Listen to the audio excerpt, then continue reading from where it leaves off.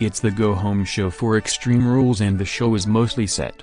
However, it still doesn't feel like there is anything that stands out as a main event. I would assume it's going to be the fight pit between Seth Rollins and Matt Riddle, but the card feels like it is lacking something even if there isn't much room for anything else. Let's get to it. Here is Judgment Day for a chat before their match. Finn Balor is ready to beat Edge so badly that Edge will quit right then and there. Damian Priest promises to take out anyone who comes for them. Dominic gets the mic and is greeted by a "WHO's your daddy" chant. He hates Rey Mysterio and says he has a new family now, thanks to the Judgment Day. Balor says he could have taken Edge out last night, corrects himself to say last week, and offers one more olive branch. Edge Styles to interrupt though and we're ready to go. Judgment Day vs. Edge Styles, Rey Mysterio. It's a brawl before the bell with Judgment Day being cleared out and we take a break. We come back joined in progress with Priest sending Rey into the corner so Balor can hit two amigos, followed by the Eddie dance, and a third amigo, because we can't go more than a few weeks without an Eddie reference. A trip to the floor sees Rey get dropped onto the announcer's table and Finn grabs a chinlock back inside. Rey slips away though and the tag brings in Styles to clean house. Balor low bridges Styles outside though and we take a break. Back with Priest escaping a calf crusher attempt but getting atomic dropped. Rhea pulls Rey off the apron though and Dominic gets in between them, with Dominic dropping to his knees in a funny bit. We cut away from Rhea hitting Rey, only to show it on a replay in what seems like a production gaffe. Back in and the coup de grace finishes Styles at 10:42. Edge blames Rey for not being there and shoves him down. Rey leaves and Judgment Day comes in to beat Styles up. Bobby Lashley vs. Mustafa Ali. Non-title. Lashley throws him around to start and hits a running shoulder in the corner. The delayed vertical suplex connects but Ali slips out of a power slam attempt. A superkick staggers Lashley and the tornado DDT sends him outside. Ali's suicide dive sends Lashley into the announcer's table but he blasts Ali hard as we take a break. Back with Lashley sending him into the corner and hitting the downward spiral for two. Ali shoves him off the top though and hits a 450 onto Lashley's arm to take a limb away. Lashley is fine enough to hit a one-armed spinebuster for two and Ali is sent headfirst into the post. That works so well that Lashley does it again before sending him hard over the barricade. A dive gets Ali back and at 9 so Lashley spears him inside out. The Hurt Lock knocks Ali out, though he doesn't tap, to give Lashley the win at 11:26. Lashley seems to be going to help Ali up but Seth Rollins comes in for a stomp. Another stomp onto the title leaves Lashley laying. Rollins throws in a stomp to Ali on the floor. Lashley vs. Rollins continuing could be interesting so this should work. Rollins is still in the ring and we see a clip of his brawl with Matt Riddle after the show went off the air. He is ready for Riddle on Saturday and we see a video on the fight pit, a cage with a platform around the top where the wrestlers can walk/fight. With that out of the way, Rollins is ready to face Riddle right now.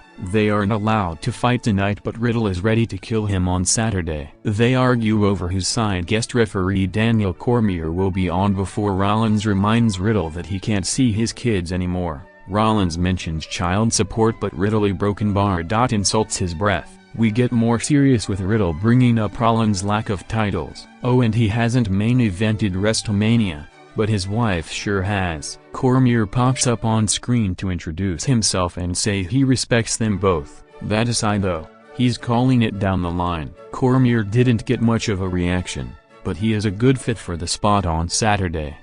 Miz is on the phone and wants guarantees that Dexter Lumis is out next week because it's his birthday celebration. Lumis opens the door behind him but Miz misses it. Oh and he'd also like to know where Tommaso Ciampa is.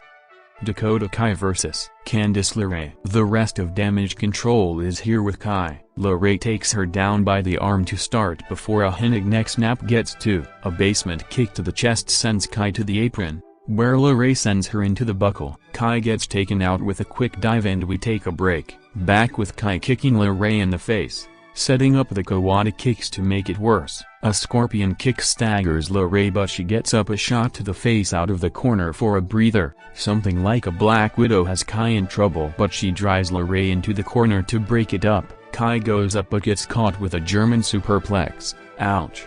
For 2. That's enough to draw Io Sky up for a distraction, allowing Bayley to drop the Ray right into Kai's roll-up for the in at 10:42.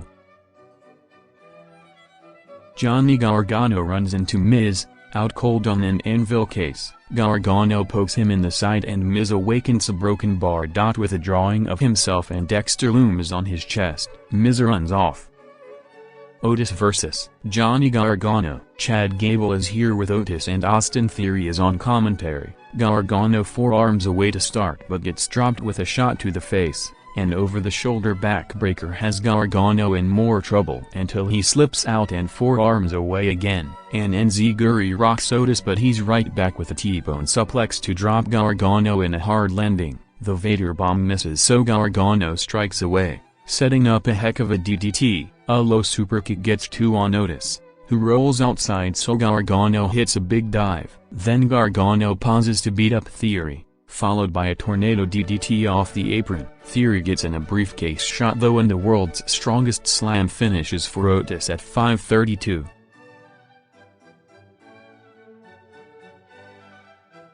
Braun Strowman vs. Chad Gable. Strowman throws Gable over the top to start and we take a break 10 seconds in, back with Strowman having been knocked over the announcer's table during the break by Otis, who was ejected, and then getting posted to make it worse. Gable manages a rather impressive German suplex for 2 as we see Amos and MVP watching in the back. A cross-arm breaker over the ropes is broken up with straight power so Gable goes for the eye to break him up. A dropkick to the knee takes Strowman down again but Gable misses the moonsault. Strowman boots him in the face and hits the powerbomb for the pin at 7:04. Corey Graves is in the ring to MC the contract signing between Bayley and Bianca Belair. Bayley says that despite not having the rest of Damage Control out here, she is having a great day. She signs and promises to make history on Saturday because the ladder is symbolic of her entire WWE career. Bayley has had to climb the ladder throughout her time in WWE and at one point, she was Belair. They even had the same ponytails. Once upon a time, those Bianca Belair signs were Bayley signs, but then things changed. Belair finally cuts off the rant and signs as well.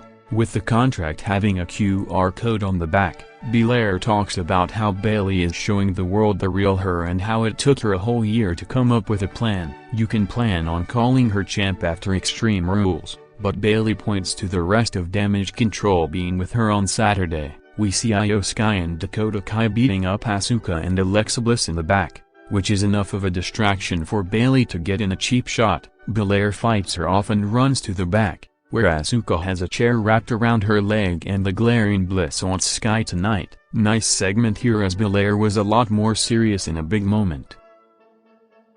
Angelo Dawkins vs. Solo Sikoa. The rest of the bloodline, minus Roman Reigns of course, is here with Sikoa and Montez Ford, whose foot, ankle is in a cast, is with Dawkins. They start fast with Dawkins sending him outside, where Sikoa grabs a chair. The rest of the bloodline cuts him off and we take a break, back with Dawkins fighting out of a nerve hold but walking into a Samoan drop. Another Samoan drop gets 2 and the nerve hold goes on to keep Dawkins down. A belly-to-belly suplex plants Dawkins again and there's the running Umaga attack in the corner. Dawkins is back up with a kick to the head to cut Sikoa off though and the comeback is on. There's the running spinning splash in the corner and the silencer drops Sikoa for 2. Sami Zayn and Jey Uso get on the apron for a distraction argument though, meaning Sikoa's superkick gets a very delayed 2. Back up and Dawkins knocks Sikoa outside, where a big flip dive drops the bloodline. Sikoa uses the distraction to hit the spin wheel kick and spinning solo for the pin at 12:07. Edge says that since he has come back, he has basically been Adam as the veil of the character has been taken away. He was told that he could never wrestle again and it was not his choice. Now he has decided to make it his choice but now he is 46 years old and this is taking its toll on his whole family. He didn't have a family before and now his daughters can see how tough it is on him. That brings him to Judgment Day, who keeps coming back no matter how often he beats them. His back is against the wall and that makes him dangerous. You can ask Foley, Taker and Orton what that means, because he is coming out swinging. Finn Balor better be ready for war, because Edge is. This was a look at the camera and talk promo and it worked very well. Alexa Bliss vs. Io Sky, Bianca Belair, Dakota Kai and Bayley are here too. Bliss starts fast and hammers away before but gets taken down with a dragon screw leg whip, back up and Bliss kicks her down, setting up a flip splash for 2. Kai manages to get in a throat snap across the ropes though and a running dropkick on the floor drops Bliss as we take a break. Back with Kai in trouble but managing to hit a quick butterfly backbreaker. The moonsault misses though and Bliss grabs a DDT. Twisted Bliss connects so Bayley distracts the referee, drawing Belair over for the fight. Belair gets sent into the steps but it's a big dive from Bliss to take them all down. Back in and Sky runs Bliss over, setting up the moonsault for the pin at 9:14.